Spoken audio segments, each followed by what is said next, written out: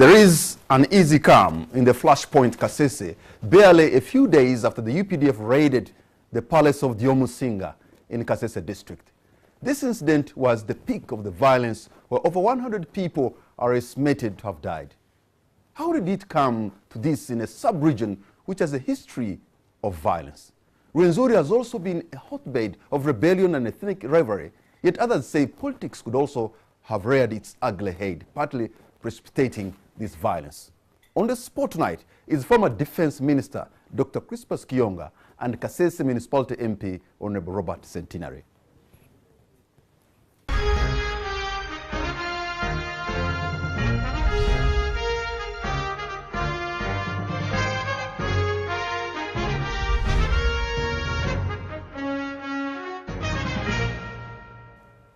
Honorable Centenary and Dr. Kionga, welcome. You're on the spot tonight, both of you.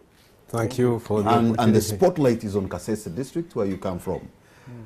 Let me begin with you, Honorable Dr. Kionga, because you're a veteran politician that side, you're an elder, and probably you have seen this thing for quite some time. Many people have been trying to look for what causes the flashes to keep coming up in the Rwenzori. And I'll say this because if it was self-determination, it was given 1974, Rwenzori district created, and Semliki. If it was the monarchy, it was given 2009, and it's there. If it is service delivery, it appears also Kasese, you have it. What is it? People want to know, the people of Uganda, that part keeps getting this kind of deadly clashes. Good. My brother Kamara, first I thank you, and this is NTV, and NTV for this opportunity for us to talk to the people of Uganda about the current problems and past problems in Kasese. And I welcome my brother, Mr. Centenary, for coming with me. I would like Mr. Kamara to clear 3 preliminary points before we go to the substance of your question. Because you in the press, the brotherhood and sisterhood in the press, you've been carrying stories which could be misleading to the population. The first question I want to clear with the listeners, there's been some people saying that what is happening in Kasese is revenge by the NRM because they lost elections in that area. This is far from the truth. As you've just said, Mr. Kamara, this cyclic violence has been going on in Kasese for a long time. Point number 1. Closer to present history, in 2014, there were serious attacks. Children misled to go and attack armed establishment, having been radicalized, treated with witchcraft, that they could go and attack soldiers and they will not radicalized by who? Let me first make that point. So in 2014, when that happened, there were no elections in 2014. Indeed, in the preceding elections of 2011, both in Kasese and Bundibujo, the movement had won. But you still had serious clashes in the 3 districts of Kasese, Ntoroko, and Bundibujo in 2014. NRM won in many parts of the country, but also lost in a number of places. We lost in Kampala, for example. You don't see NRM taking revenge and attacking people. So this is a complete trash to think that NRM can lose an election in an area and they go back to kill people. This is absolutely not correct. The second point, which I want to clear up front, is the talk about marginalization. Yes, there was a struggle, the true Rwenzori struggle of the 60s, very popular at that time, was indeed fighting against marginalization, against exclusion. But if there is any any positive thing that has happened in Kasese, it should be attributed to the movement. And we've moved. I know this country in and out. There are many, many parts of Uganda that despite Kasese having been at the bottom, Kasese has overtaken. Only last year, I took the Right Honorable Rebecca Kadaga to a function in Kasese to give awards to achievers, women achievers, women doctors, women engineers, women who had masters in various fields. This was historical in Kasese. As I took her around in the constituency, she made a remark that transformation has happened here. Almost everybody lives in a brick house. These are her words, and I'm saying them publicly. We had achieved peace and stability under this administration, massive achievements in education. There are children from Kasese in hundreds in all these universities.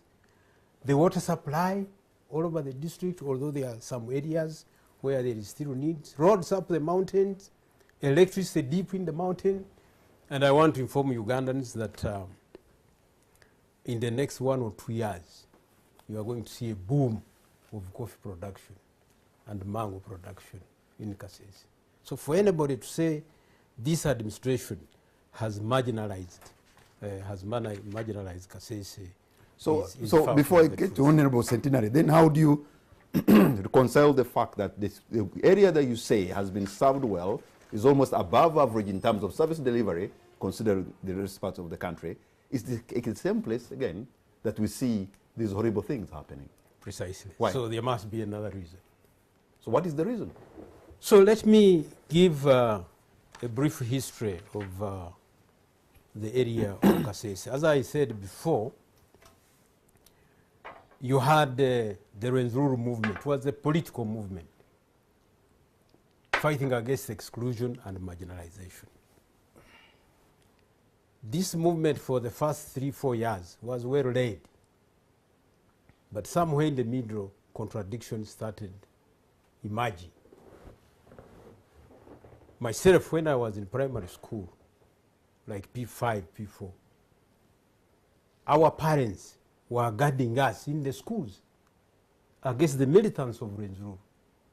Our parents were sleeping outside to guard us against the militants of Rwenzururu that early. Because they wanted to abduct you? They wanted and schools conscript closed. you by force? They wanted schools closed. They wanted people to do certain things that people did not want. Nevertheless, in 1974, because the primary demand by the population was separate administration. That was the struggle of the Rwenzururu movement. So come 1974, 2 districts. In fact, our parents had requested for 1, but 2 districts were given. The district of Bundibujo, which comprises present day in Toroko, and Bundibujo, and then Kasese. It was first Semuliki and Rwenzori. Yes. From that time, Bundibujo went silent, went peaceful. Actually around 1970, but more so after 1974. Violence returned to Bundibujo in 1997, when the ADF's attack on Kasese was extended into Bundibujo. On the other hand, in Kasese, we've had cycle after cycle. In 1982, when the President King gave himself to the UPC administration, his, in course, Chief of Staff, Kinyamsitu, remained in the mountains. He did not agree, I don't know what the difference was. He remained in the mountains with some of the fighters. Okay. Well, do you want me to complete that, or it's taking a little bit of time, and I think because at one point the Honorable Centenary would really need to do what? To respond to a few things, but also maybe give his own analysis of what is causing these recurrent things in your view. Because if Honorable Dr. Kiyonga is saying, well, some issues were solved, service delivery is there, what makes the young people in Kasese be a fertile ground for radicalization, for example? Thank you, Mr. Kamara. of course, as you can see, with due respect to my elder Crispus, who joined politics 1 year after I had been born, he is quite knowledgeable on the history of Kasese. I may not authentically dispute or discredit what he is talking about the past, but what I can be very sure is that I can speak about what I have seen. Well, to me, he's a highly respected elder in Kasese, and I've always wished that if I live to see him in person, I should be one of the people who should speak well of him, eulogize him. If, I'm using if. But then I would like why are you bringing that in? to disagree. Why are you bringing it? Would you like to He's going to change his mind now. I said I would wish. Yes. I would wish. Why are you painting that picture even? Okay. You know, because if we go by the average, how do they call it? The average.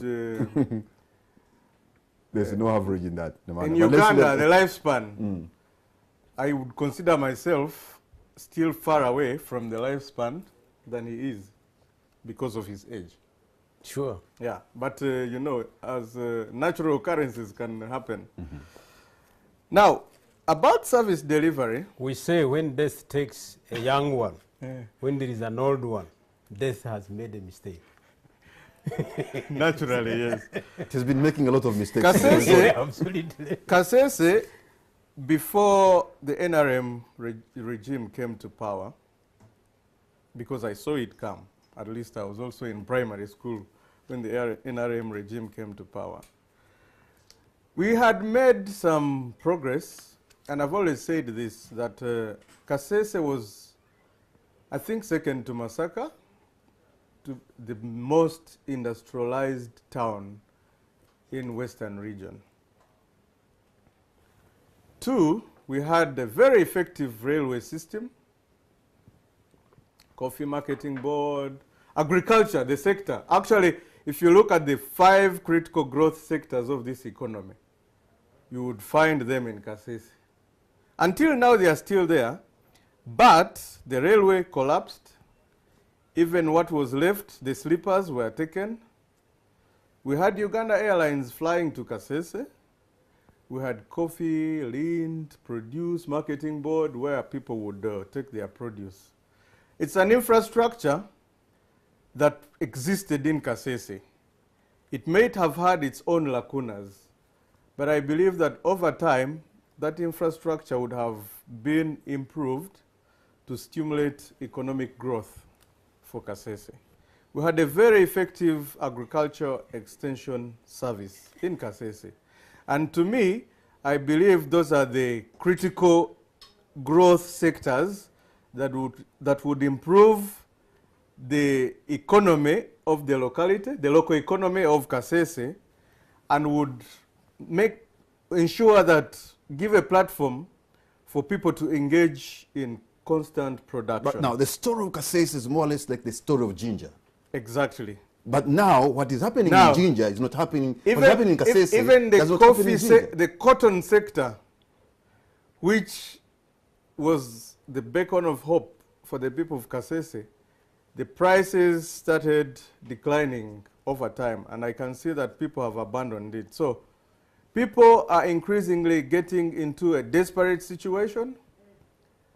Others are landless, and you can find a redundant community that is not fully engaged in production that can be taken advantage of by any Honorable Centenary, circumstance. should that be understood to mean there is a conspiracy or a plan to marginalize and keep the people behind in Kasese?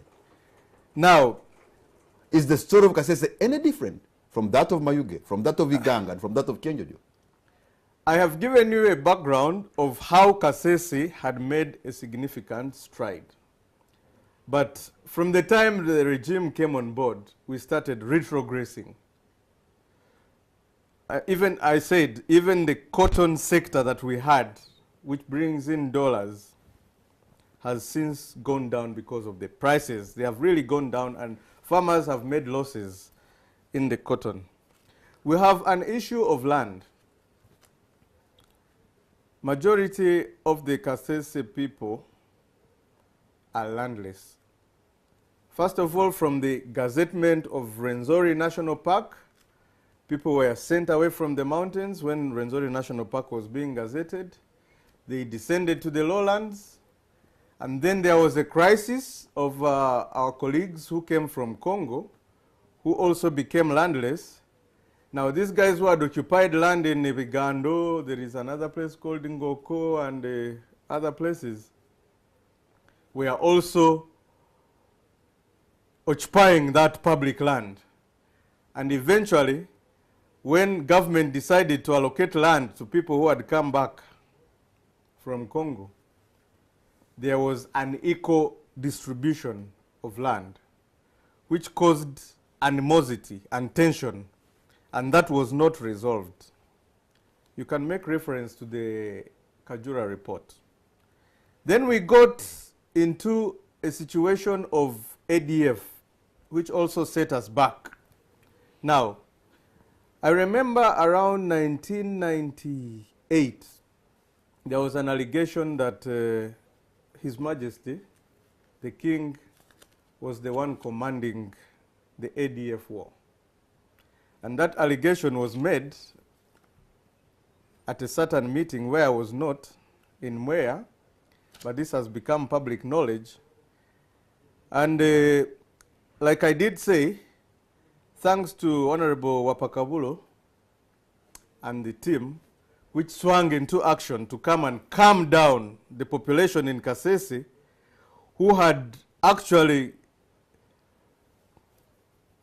become uncomfortable with the allegation. But the intervention of government through talks led to the return of the king in I remember I was at Makerere in my first year, around 1998. And in 2009, the recognition of the Obusingabo Rwenzururu came into effect by the government of the Republic of Uganda. And now we started a new chapter. Hold on there so that we can take a break briefly, and then when we come back, Dr. Kiyonga responds. We know at one point he was opposed to the restoration, not the restoration, the creation, I should say, of the Obusingabo Rwenzururu, but later he became a supporter. And what made him change? And then what about the current issues, really? If Honorable Centenary is saying it's a lack of this delivery, lack of ABCD, then it's happening all over Uganda. It's happening all over Uganda. How come the others seem not to have been engulfed in war? Let's take a break and then we'll be right back. Welcome back. You're watching On the Spot. My name is Patrick Amara, and my guests tonight are Honorable Dr. Crispus Kiyonga and Honorable Centenary, Robert Centenary for Kasese Municipality. Dr. Kiyonga, you've had Honorable Centenary's submission, but of course you're giving us your take, peppered with the history of the region. I think it is important we also get that history, because I have been following this for the last 3-4 years, or even more, even as a reporter when I was on the mountain following the ADF embedded with the UPDF. I have never gotten to understand exactly what keeps that region coming up. Everybody has their own views. Ethno-nationalism, marginalization, self-determination. What is it, for heaven's sake? Good. So what my brother Centenary, my younger brother Centenary has said, I'll come to it later, but I'm sure viewers have noted that. I really want to give the listeners a full picture. So I want to continue my story as briefly as possible on history. So the movement, the Rwenzururu movement, got into problems of leadership. There was internal division. The militants, those who were the soldiers of the movement, turned the spears on the people they were supposed to be fighting for. I can make reference to Mzee Kajura's report. He was given a booklet of people who were killed in cold blood. by this movement. So, and when you look at the insurgents which have taken place in our place, Rwenzururu movement, you come to Rwenzururu freedom fighters, you come to Naru, you come to ADF, and now to the Royal Guards. There is a thread through that. What do I mean here? The Rwenzururu freedom fighters was the faction that Kinyamsitu stayed with in the mountains when King Mumbere came down. Naru, which was led by Wazira, had veterans of Rwenzururu in there. For example, Kinyamsitu was a leader in the Naru. ADF again had elements of Rwenzururu. Kinyamsitu crossed over to ADF. Even now, after Mukulu was arrested in Tanzania, the leadership of ADF now is in the hands of Kinyamsitu's son. And the Royal Guards, that story is there. So whatever insurgents we have seen in the region have had a thread from this Rwenzururu movement in one way or the other. I think we were going to make a good start, another start, when we compromised on the issue of kingship. But I think there were either omissions or mistakes made, first on the part of us who were in the government. We said we are bringing back kingdoms, cultural institutions, bring back cultural aspects of kingdoms, but we also said even those who want can have. I think once we said that, we should have gone a step further and taken interest in the construction of these new cultural institutions. Because when you talk about Buganda, for example, it has evolved over years. The Kabakship emerges from the clans, not by decree of one day. Over the years, they have all ended in the Kabaka. This is the story, I believe, this is the story I was told by Muzevi Dandisari. But for areas like ours who did not have a tradition of kings, this fell like on us like that. So there was a construction, how it was constructed. In my talks with friends that I talked to as we compromised, we tried to sell a construct, but it was turned. And that construct was to include reconciliation.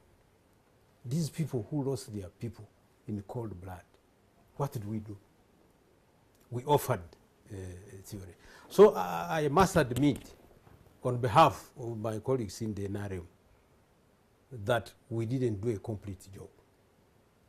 To just say that even people who didn't have kingdom, you can have, without accompanying that decision and making sure the construct is in line with the culture and will not be a problem to the people. I think you have done a fair justice in trying to give us the history. Yes. Because if we go into the history, we can take until tomorrow, and we may not even finish. Yet, the people watching you right now, they want to know about what happened on over the weekend, why, and how come that history, we see it culminating in a deadly attack like never before the other day. So, so is it an issue of the construct, Honorable Centenary, of you finding that you have an institution that was not embedded within your culture and you do not know how to deal with it? And maybe you can say a monarchy with teething problems.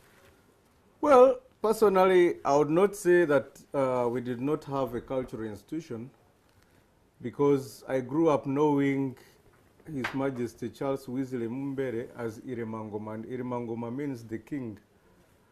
Because my father, my late father, when he was joining the military, he joined on secondment of the king of the Bakons. So for me, I would not say there was no kingdom, because that is what it was. And only that circumstances were not favorable for him to stay in Uganda, At that time, he had stricken a deal with the government of Dr. Milton Obote to go and study abroad. He was trapped by the change of regime, so he was not able to return.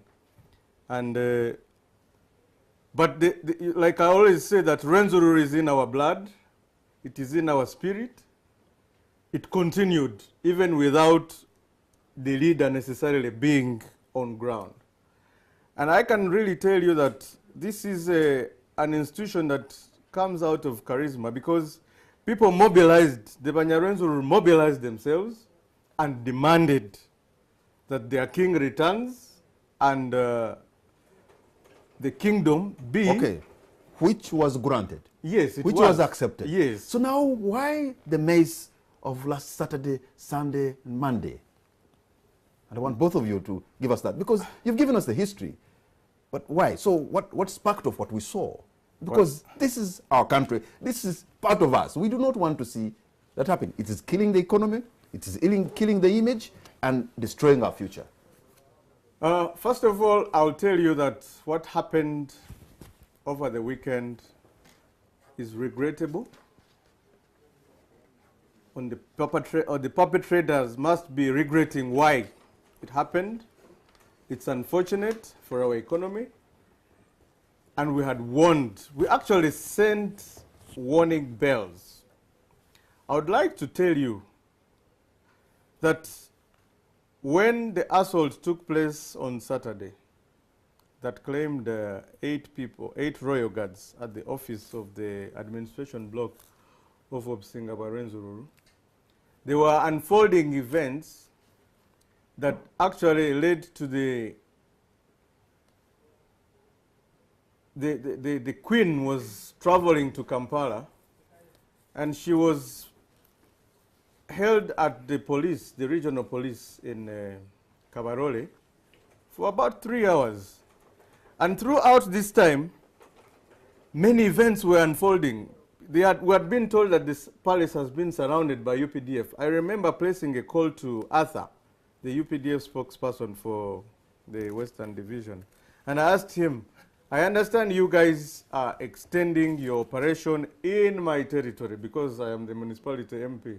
What is going on? He told me that they are trying to do some activity in the mountains, and it is not going to spill over to the municipality.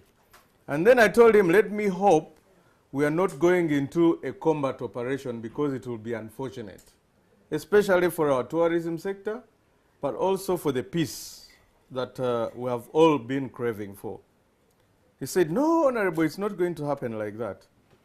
But I want to tell you that the haste at which events were unfolding leaves a lot to be desired. So what we did, I even placed a call to Honorable Christopher Chibanzanga, the Minister of State for Agriculture, and told him that the direction... In this case, Prince Chibanzanga. Yes.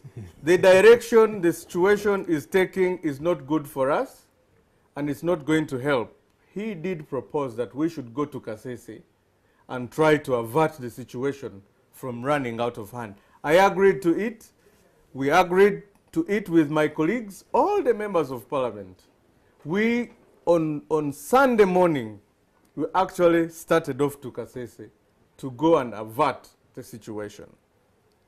And throughout our journey to Kasese, we engaged Brigadier Elweru, we engaged the brigade commander, we engaged Katumba Wamala, General, the CDF, we engaged the Prime Minister, Dr. Ruhakana Rugunda.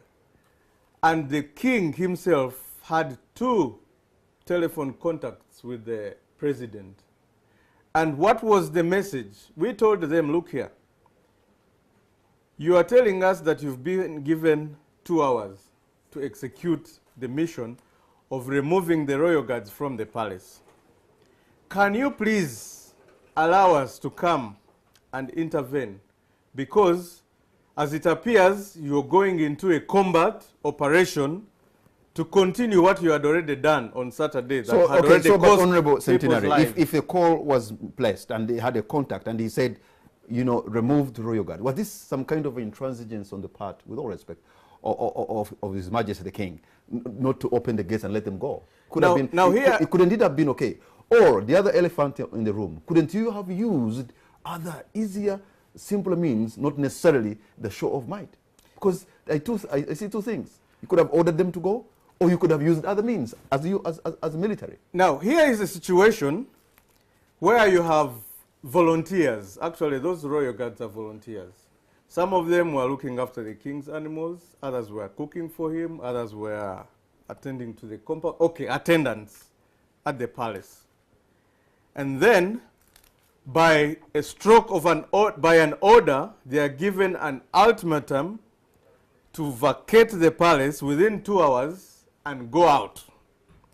Go out of the palace, which is surrounded by UPDF, where there has been animosity between the royal guards and UPDF.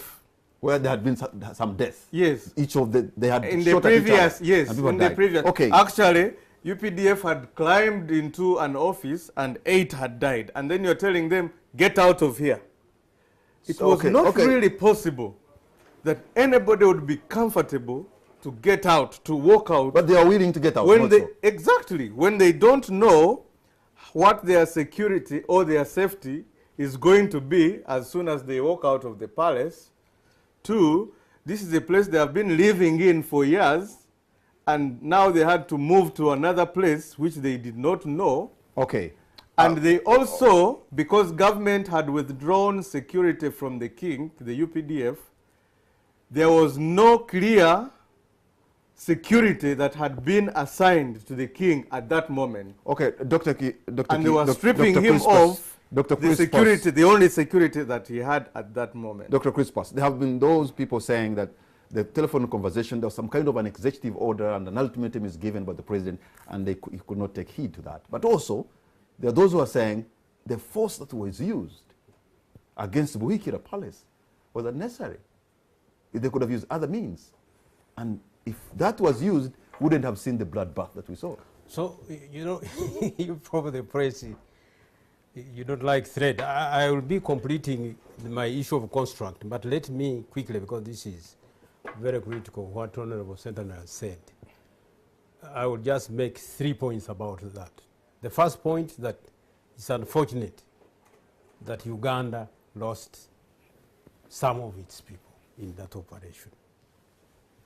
Number 2, in April, while I was sick in South Africa, Honorable Sentinel was there, I think, in Mweya. President Museveni met face-to-face with King Mumere. And one of the issues discussed was this issue of royal guards. Up until that time, the king, like other kings in Uganda, their security was being looked after by UPDF. And the president said, fine, if you want to have your own royal guards, that's your choice. But I'm willing to restate the UPDF royal guards just as you have been kept since you became king. But I will not accept an arrangement where you have 2 authorities on security in one place, because accountability is going to be difficult. And the agreement out of that discussion was that, 1, the king scales down on his security, on the royal guards. He chooses a few, maybe up to 10.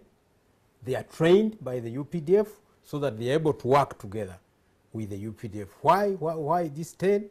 Because there are certain royal functions which UPDF will not be able to carry out. So these people would be on standby to do that. Rather than do that, what he agreed before President Museveni, instead the number of these royal guards are massed up, as you saw in the palace. There were over 100. Camps were being set up in Kamabale, in Kabarole, in Rwesororo, in Kisinga, in Bulemba, in Bwera, in Kagando, all over the place. You are having formations, people in uniform, people in new boots, people walking all over the place with spears and pangas, and these are people who subsequently attacked formations of police, formations of the army. So it's not correct, it's not accurate to say that the king was lacking security. All along he has been guarded by the government through UPDF. He had a face-to-face discussion. And you see, really in a way, sometimes President Museveni not talking about certain things can cause the amount of time that President Museveni has spent with King Mumbere since he became king, talking to him on all sorts of issues. People think that this was just an operation, say 2 hours. They had been, you have seen in the press, Katumba, CDF, traveling the whole way to Kasese. I saw here in your pictures. Brigadier General Weru being checked by some civilian called the Royal Guard. Being checked, Weru himself. Inspector General Police, General Kale, has been in that place to engage. Myself, I have talked to the king. I even made public statements that this practice of people walking around with spears and pangas is illegal, is incorrect. And I had hoped that my colleagues, the MPs, rather than wait for this last moment, had been engaging the king on this issue. So, but let me go back and finish my construct. So, having been landed with the kingdom we didn't have, those in power in the kingdom had to be relevant to the people they lead, in my construct, in my formulation. First, they create false hopes in the population. And I will give you just 2 tantalizing examples. When I sponsored a meeting in Mubende between the 2 kings, King Mumbere, King Kamya, Kamya himself came up to tell his brother, why, King Mumbere, why are you not telling people the truth? Every time people see a plane flying, they say this is a plane of King Mumbere, it is having goods for us, but it's the government of Museveni which is not accepting the plane to land. What? Can you believe that? And you go to the ground and ask people. And there is a communique which was signed between King Mumbere and Kamya. This fact is spelled in there. Recently, at the anniversary, the last anniversary, 19th October, what worked the mountains was that President Obama was coming. UN Secretary General was coming. The Queen of England was coming. What were they coming? They were coming to announce the Ira state. That was government falsehood again. I never heard that. You have to be on the ground. I never heard that. Well, people are listening. Being honest, yeah. People are listening. But those the population are listening the to us. State, yes. You see? So you can see, they disallowed government security to take charge of the coronation. Normally, at the coronation, at this coronation, President Museveni had been invited. They disallowed the police. They disallowed the army to participate. These royal guards were the ones taking charge. And after the occasion was that, you see, we can manage on our own. People were given promotions. Okay. Well, you made a lot of statements. So what you have therefore some of them we need to check them on absolutely whether they are factual or not. Absolutely. Yeah. But those are your words. Yes, anyway. and they are on record. Okay. They are on record. So you have an institution trying to make itself relevant by creating false hopes, by putting lies in the population, some of them very, very, very dangerous, radicalizing the youth. What we fought for has not come. We have to sacrifice, we have to fight. We have been marginalized. This is what is causing this recurring. Okay, because now you've taken a bit of time, so let me take a break right now. But I'm glad we've done my thesis. When we come back, Honorable Centenary, we'll respond to that kind of thesis. And of course, the deception, the hoodwinking that you said happened in the mountain. And then I'll also open the line so that I can have 1 or 2, 3 calls, so that you too. And I wish I could get somebody calling from Kasese or the Rwenzori so that we get to know what views you have. We'll be right back. Welcome back. You're watching On the Spot. My name is Patrick Kamara, and my guests tonight are Honorable Dr. Crispus Kionga and Honorable Robert Centenary. We're looking into the issues that caused the death of so many people in Kasese a couple of days ago. And so, well, moving forward really, because Dr. Kiyonga has spoken a little bit at length, but also because the trick was he was giving me the history, and then I was finding it difficult to cut the thread of his history, but somehow he did. So now I want to give you an opportunity to respond, but also ask what have you done as a member of parliament in the municipality to preach dialogue, peace. Yeah, thank you. You know, in my own opinion, and I think Dr. Kiyonga will agree with me, that when he turned to finally accept, when he swallowed his egos, to finally accept that, okay, Mumbere can become a king and we can recognize the cultural institution. I think it was he the one holding you all the time? Holding the... He had a team. Okay. And I think he called it a school. Even some of his students are still there. They are stuck in there. I think he left some of them in that, in there. In that academy. In the academy. Yes, in the academy. Of we don't need. I remember are you short waving something? You know, this is why we don't understand. At one time, even you know, said, if this institution comes, then my bald head will have some hair in it. I think over my dead body, so we are still watching the bald head. But I think it was a marriage of convenience. And you know, at times there are unwilling combatants in NRM because the party has taken a position, so all of us have to walk that path. And that was one of the problems why we could not go forward. Because the unfolding events was that at some time, the king was not allowed to go to Kasenyi to visit his subjects. There was an impediment there. Then, as we see, an army officer in the name of Kamya is retired from the army and installed to become the Omdinja wa Bwamba. But if you recall, in 1998, when King Mumbere came, he was referred to as the king of the Bakonzo Bamba. Bakonzo and Bamba. But Honorable Centenary, the Constitution gives people... Yes, it does.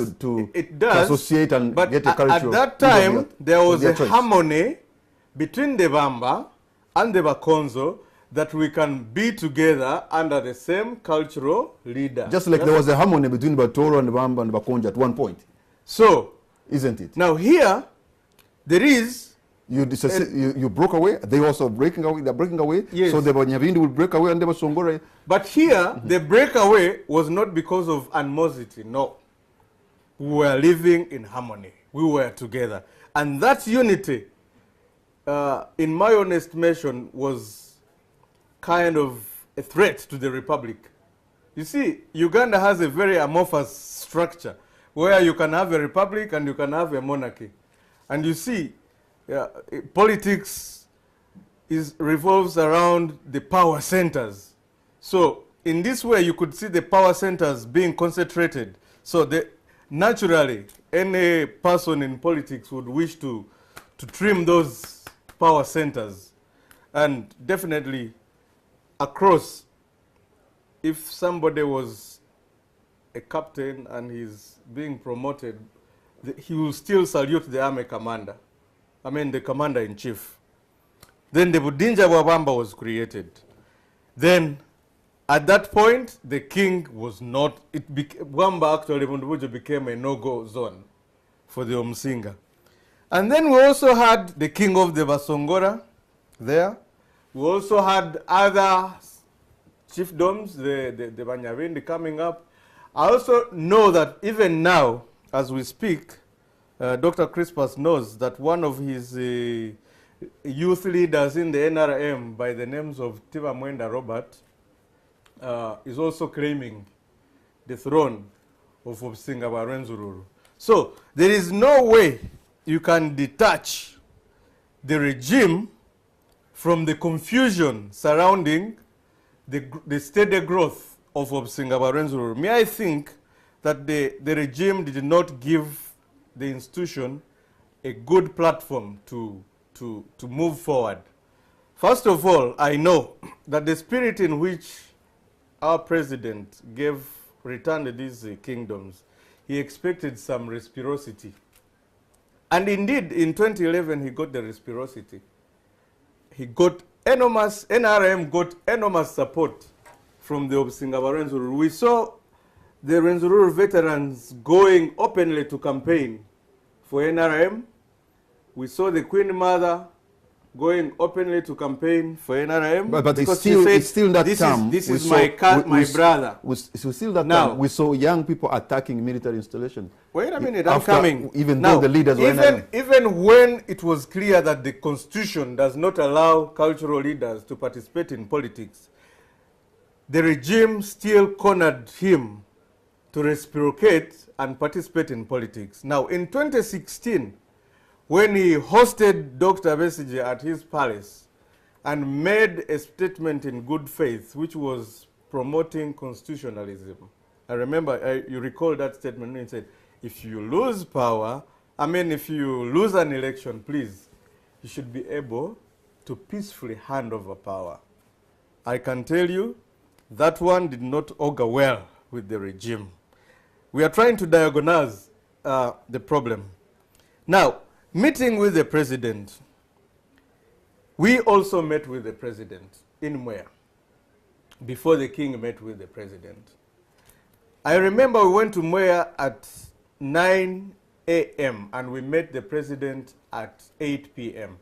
And the biggest issue we handled was, why have you met the NRM people separately from the rest of us, yet all of us are coming to discuss matters pertaining to Kasese and the Rwenzori region? I think if you really wanted to get the facts, you should have put us on a moment of truth in the same room. We all deliberate on these matters. He said that was an oversight. I will invite you at a later date and we discuss this matter. The second issue that we had to discuss with the president, actually, my personal disappointment was that by the time we had an opportunity to finally meet with him, he started lecturing us about how the Bahima got transformed from living in a grass-thatched house and mud and water to a mabati. I remember there is a book he gave me. I have it in my home. And he spent 1 hour plus lecturing us on the livelihood of the Bahima. And we were wondering, did we really come for this? So, when we started tackling the real issues now and trying to put him into discussing how we can create harmony, because that was after the post-election violence that claimed some lives also, actually, the president did promise that he did not understand the issues of Kasese. They were confusing him. He was going to send a team from his office to go and understand what is happening in Kasese. They will come up with a report which we shall eventually discuss at an appropriate time. Now, when we go to Parliament, we sought audience with the president through the CDF. I remember we were supposed to meet him on the 6th of October when we went for recess. And General Katumba Wamala had fixed an appointment for us. After a warning signal had been made on floor of Parliament, I remember Honorable Nzou clearly made it and said, government wants to kill the Bakonzo. If I am to quote him verbatim, we need a commission of inquiry into this matter. And the reason why, we don't understand. But what is clear is that government is alleging that on the 50th anniversary, coronation anniversary of the Msinga, there is a plan to declare a state. That was government. And he was saying that this is not true. That was the it allegation is merely by Zoe. speculation. Yes, it is merely speculation. So a committee of defense was constituted. But unfortunately, it went to Kasese after the coronation anniversary events had already taken place. And I remember one of the events was to hand out medals to people who had given exceptional service to the Obusingaba Rwenzururu. Those are the medals you saw Kawesi parading on television, alleging that for every 10 police officers Royal Guard killed, he would earn himself a gold medal. That is not true. Honorable Lois Bwambale received the golden medal. How many police officers did she kill? Honorable Kibanzanga equally did. And this is an activity that took place in broad daylight. I was there. I have photos on my phone. I have photos on my iPad. Now, the false hope that Doctor claims people have been living under. He did mention Bulemba. Bulemba is a cultural site of Obusingaba Rwenzururu, where the late Isaiah Mukiranya, the father to the king, was laid to rest. If you go to the Kasubi tombs, you'll find the people who are taking care of the Kasubi tombs. So our Kasubi tombs are Bulemba. Kamabale, Even in Kagando, we have a monument. It's also a cultural site. Kamabale. Where people are, I don't even know Kamabale, but I'm hearing about it from you for the very first time. I'm talking about what I know. Now, the issue of Yira, the Yira state, this is an issue that has been rocking in the media. But I also think it is unfortunate that government can believe a village talk and take it as gospel truth, even when they know the process, the procedures of secession, having participated in the, Southern Sudan, creating that state of Southern Sudan. Now, for me, I think the talk of Yira state is like Photoshop. If you saw that photograph where President Museveni was carrying Dr. Besigye on a bicycle, and if government would respond and say, President, why have you carried Dr. Besigye on a bicycle? Then, I mean, it would be really... Okay. Let me open the lines.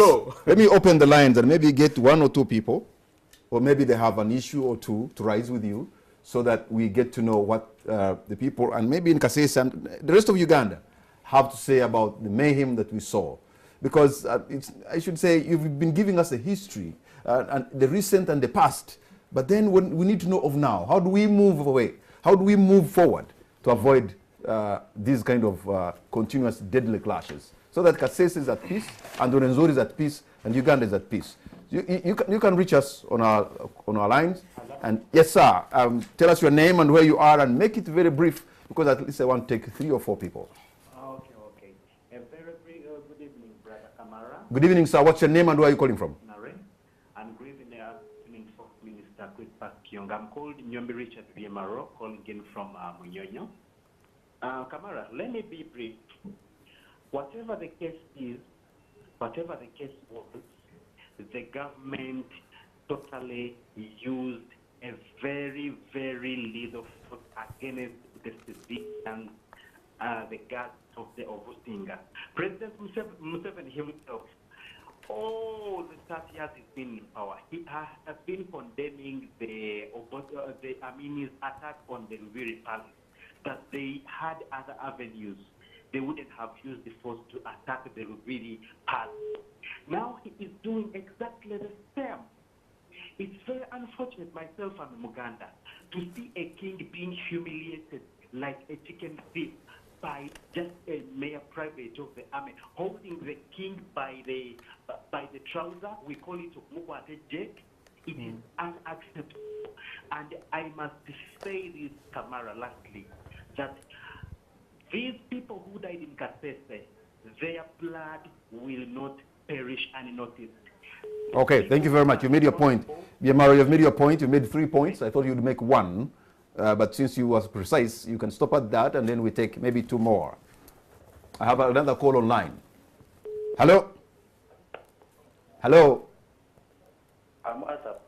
Good evening, sir. What's your name and where are you calling from? Yeah, it's Asaf. Hassan, where are you calling from? I'm in Nigeria. Nigeria, you're on air, sir. Yes. I want you asked that Honorable Sentinel. Yes. Why are you not questioning about the policemen who are dying? You talk about the Mumbere, you don't talk about the mental issues. So you're about the conflict or Mumbere. I don't know, something like that. How do you read it? Okay. Thank you. Thank you very much, Nathan. Let me take 2 more calls. I have a call online. Hello. Hello. Hello. Hello. Yes. Good evening, sir. What's your name and where are you calling from? Okay, I'm Agaba Richard calling from Bondobujo. Bundubujo, you're on air, sir. Agaba. Yes. Mm-hmm. Yeah, I think I'm on NTV. Yes, you are on NTV. This is your moment, Agaba. Express yourself now. Okay, what I talk about the issues in Kasese Mm-hmm. is that there are very many things that have happened before even these classes in Kasese. Mm-hmm. And the government has been intervening, sending several people to see and solve issues amicably with all the kings in the region. Mm-hmm. But then, it's as if there has been disagreement between the King Wizire and the government. And now that's why I'm like, for this issue to be solved, the government together with the king, they have again to sit. Say that the king explains exactly why is he having objections with what the government wants in as far as The number of the royal guards, for example. Prevalence of peace in the area is concerned. Thank you very much, Agaba from Bundubujo. Let me take the last 2 callers online. Hello? Hello, what's your name and where are you calling from? This is Chitandwe from Mengo. I'm sorry? This is Chitandwe from Mengo. From Mengo. Okay, you're on air, sir. Exactly. There must be some mutual respect and honor of other people. Their contribution towards each other. Mutual respect is needed. Museveni has no reconciliatory mode whatsoever. You have heard longer the way we talking. Okay. They feel that what they are doing is right, and they cannot be blamed whatsoever. They don't do any mistake. They feel that they are omniscient at all. In all. All right, you've made your point, sir. Let me give you an example. One example. Mm-hmm. You see the killings of these Muslim clerics. Mm-hmm. Those are former ADF people, but they reconciled with the government, but they are still being killed because there is no reconciliatory vote whatever in this government. And Museveni should be careful about that because you are watching this thing. The way they handled All right, sir. Your phone is not, the line is not very clear, sir. So from our side, we are missing some of the statements you're making, and so let us pick another. But at least we picked a few things from our caller, you in Mengo there. My producers added me a few more minutes, so that more than usual. So Francis from Masaka. Francis from Masaka. Correct? You're on air, sir, Francis. I like your program and I enjoy everything about it. But I'm humbled. Thank you. About the incident in Kasese, Mm-hmm. I can gladly tell you that what is happening in our country is not the fundamental change. Okay. And I can profoundly again tell you that when you take a look at the Hitlers in this world and everything has an end. We are so hopeful that one time, one day, the Uganda that the people talked of liberating will be. Okay. Francis in Masaka there. He hasn't seen any kind of fundamental change. Okay. Let me take 2 more, and my producer added some time so that, because this issue is very important, so that maybe they can respond to you and the questions were made. Meanwhile, maybe. Yes, Yes. Good evening. What's your name and where are you tonight? Hello? Good evening. You're on air. What's your name and where are you calling from? How are you, sir? I'm okay. My name is Mobidu William from Nabingo. Nabingo, you're on air. Yeah, now I have a question for Centenary. For Centenary. Yes. Who killed our policemen in Bundu, in Kasese? Let me answer the question. Okay. All right. That question had been asked earlier, but I think the people from far away from Kasese want to know. Okay. These are employees and public servants who are supposed to keep law and order, but then somebody, shoots them or even hacks them. All right, thank you very much. With due respect to human life, no one deserves to die. Even in my condemnation, when I was making the statement on floor of Parliament, I never condemned any police officer, but I put a condemnation to the commanders who gave careless orders to those police officers and actually put their lives in danger because they were acting on orders, which in turn took away their lives. Now, somebody is asking, why are you not talking about policemen dying? We are talking about Ugandans dying, whether policemen or UPDF or Royal Guards or civilians. All those people died. There are women who died, there are children who died. Now, what we are simply saying is this could have been avoided because the death that is being attributed to the Royal Guards resulted from an attack. They call it an assault. They called it actually assault operation. These are Royal Guards who were enclosed in a fence. UPDF and police come, they bomb the gate, find their way into the palace and get into a bitter exchange that leads to loss of lives of some police officers. No, but when you're talking about earlier attacks before even the palace, where some police officers in different places were attacked. In Kichwamba, in Kamabale, in and that mob came from out and attacked their stations and hacked them. And I think that's what the guy from you see, it is very difficult for you to prove beyond reasonable doubt that it is the Royal Guards who were attacking political installations. Anybody with bad intentions there's a rebellion in the could take advantage of this fragile situation. You know that my home was attacked. People came for my life. I never pointed fingers at anybody, but I tasked government to investigate the matter. And until now, they have never told me that these are the perpetrators, these are the guys who tried your life, who made an attempt on your life. You see? So, but government is quick to conclude that they were Royal Guards, even without any intelligence report pointing to... So from your point of view, they were not killed by the Royal Guards? I do not know, because government is the one which has the preserve of intelligence. This is what we appropriate a lot of money to the intelligence system. We have PISOs, DISOs, GISOs, ISO, ESO. Dr. Crispus was Minister of Defense. He knows all those security organs that we have. But they have spoken. And okay, if they have spoken, what does their intelligence system tell them about the people who came to attempt on my life at my residence? So that I can know that, yes, government has authentic information and we need to put those people to book because they had actually come to commit a murder. You see? So that's why we say that we should avoid a situation that creates volatility where bad elements can take advantage.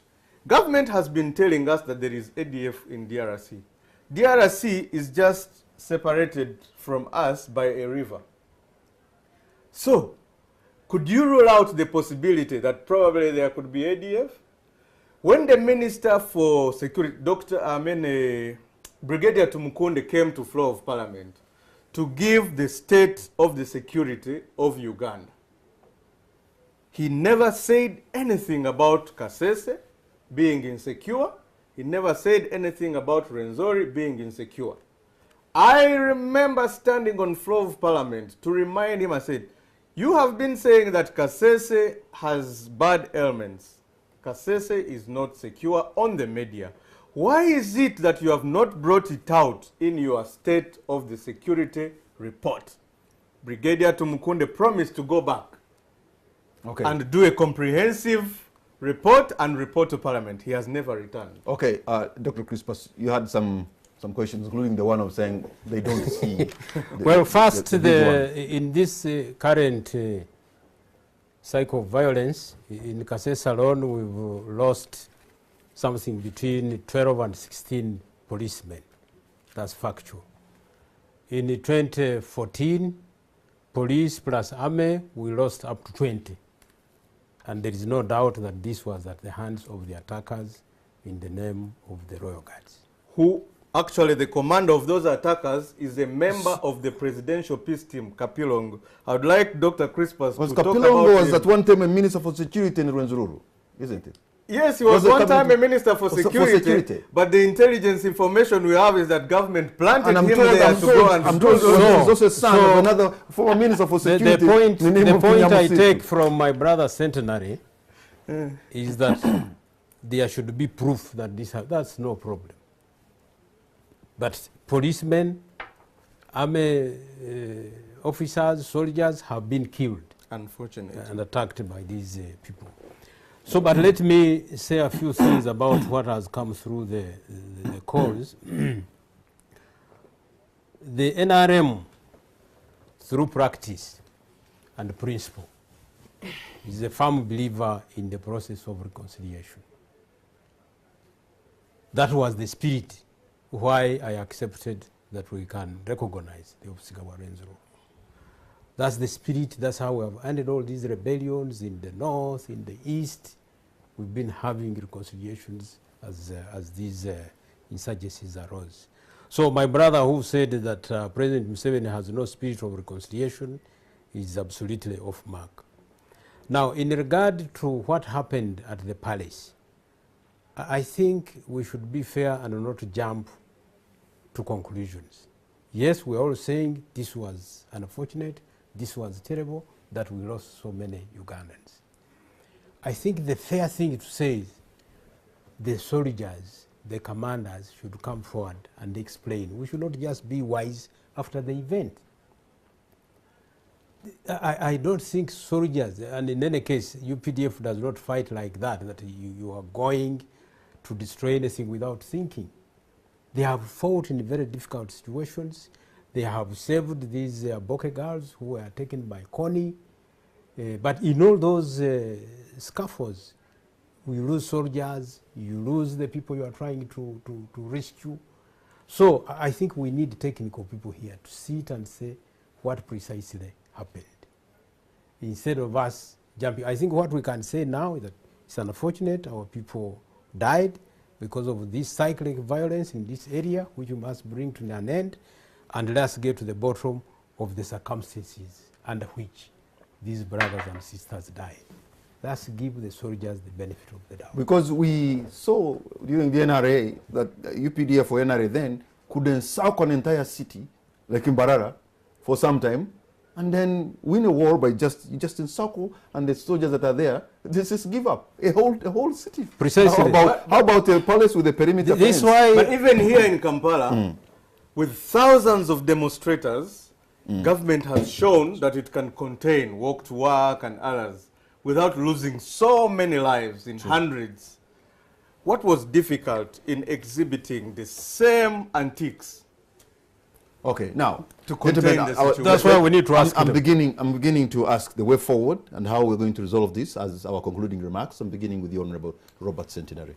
Yeah, thank you, Mr. Kamara. I think the solution to this problem entirely depends on the goodwill of President Museveni. The moment he comes out entirely. Because when we met him... One of the callers said there seems to be a clash of egos between the two men. When we met with him in Mwea, we had some peace for about 3 months.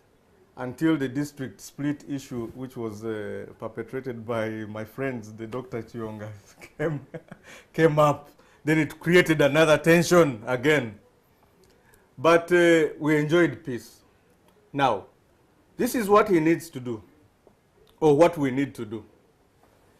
The first and foremost thing is that he should accept that Kasese has leaders who were elected by the people of Kasese. And he should work with them. Together, we should work together to find a solution for Kasese. You see, the biggest challenge is that he has been handling issues of the nation through his party structures. When he wants to address issues of Kasese, he bypasses the leaders and calls his party chairman, Dr. Kiyonga, and the others to discuss the issues. I do not underestimate their capacity to give workable solutions, but I think he should be able to respect the leadership structure that exists in Kasese, because it is the leadership that the people of Kasese So it chose is entirely at the moment. in his hand. So, secondly, since the king is a public figure and he cannot run away, I do not think there is necessity for him to be put in an isolated prison cell. There can be an option. The first option should be, which should be immediate, is that they can keep him in his home. I remember we even proposed this to Brigadier Elwero, that you can keep him in his home, because if you keep him in his home, his subjects will not be worried. You will say you can besiege him. Will not be worried that government is going to poison him. You understand? His subjects will be confident that he is able to access food prepared from his wife, which is safe. His subjects will not be worried that he will not access medical services, because right now it is difficult for you to convince a doctor to go all the way to Jinja to go and give him medical treatment. That will settle the tensions a little bit. But the best thing to do is for government to say, okay, what has happened, all of us have committed mistakes in any way, in one way or another. Can we have him released unconditionally, but engage in productive talks to ensure that this does not occur again? So if that doesn't happen, are the young people going into the trenches? And this should... If that does not occur, I would like you to see the chairman go and I've had a new term, including the team and the rest, go into... You see, the situation in Kasese is like a time bomb, or it's like a boil that is ready for a...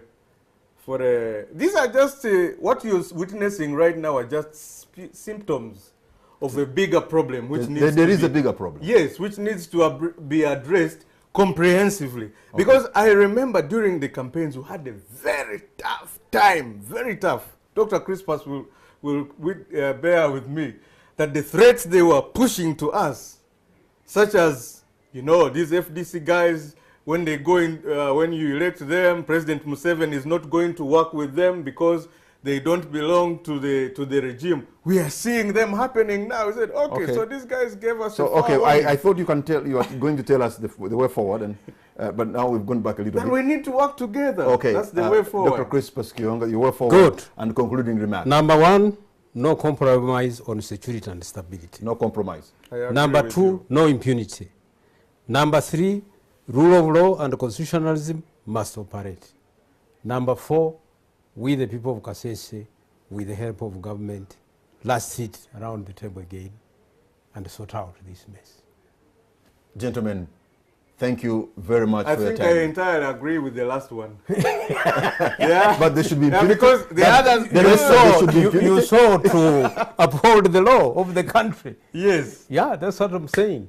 No impunity. He said no impunity. If Engwen, is it called Engwen? Yes, Engwen was captured, handed over to UPDF, flew to Geneva. Flown to Geneva for trial. You see? Yes. He was not killed. No.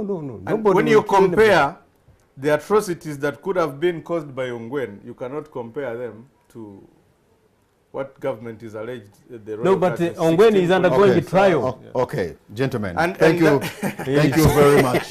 And we're Dr. withdrawing Crispus from the Kionga. Hague. Thank you very much, Honorable Robert Centenary, Yes. the two men of substance from the Rwenzori, from Kasese. And you know, you know, sometimes they can be amicable. When you look at them, you wonder why even things happen back home, and that's what makes that situation very difficult. And thank you for your contribution.